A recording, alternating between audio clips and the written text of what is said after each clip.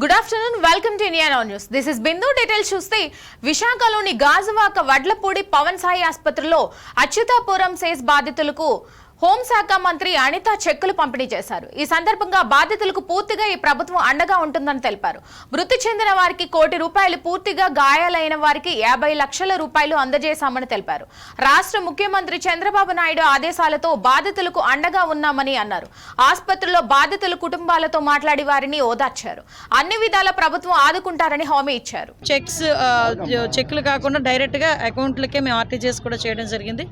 అది కూడా వాటికి సంబంధించిన కన్ఫర్మేషన్ ఫామ్స్ కూడా ఇప్పుడు తీసుకొచ్చి వాళ్ళందరికీ ఇచ్చి ఒకసారి రీచెక్ చేసుకున్నాం. మేము కూడా విషయం ఏంటంటే ఏదో ఇన్సిడెంట్ జరిగిన తర్వాత వచ్చి ఏదో రాజకీయంగా మాట్లాడే పరిస్థితి కాదు. ఈరోజు ప్రజలకి జవాబుదారీతనం ఉండాలనే కాన్సెప్ట్లోనే ఎప్పుడైతే ఇన్సిడెంట్ జరిగిందో ఇమీడియట్గా కలెక్టర్ గారు కానీ, ఎస్పీ గారు కానీ, ఆ తర్వాత నేను కానీ మేమందరం కూడా స్పాట్లోకి వెళ్ళి రాత్రి అంతా కూడా నిన్న ఈవినింగ్ వరకు కూడా అదే స్పాట్లో మేము ఉండి సహాయ చర్యలు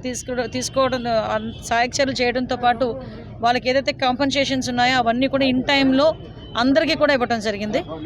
అదే విషయం చెప్పడానికి ఎస్ ఇప్పుడు చెప్పారు. విషయం ఏంటంటే వాళ్ళు ఇక్కడికి వచ్చిన తర్వాత ఎల్వి ప్రసాద్ హాస్పిటల్కి డైరెక్ట్గా వెళ్ళిపోయారు.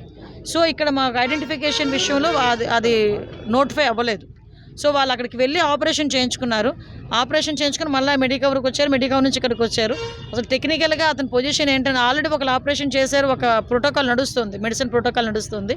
సో మళ్ళీ తిరిగి ఎలా చేయాలనేది డాక్టర్స్ కూడా చూస్తున్నారు. ఎవరికి ఇబ్బంది లేకుండా చేసుకుంటాం.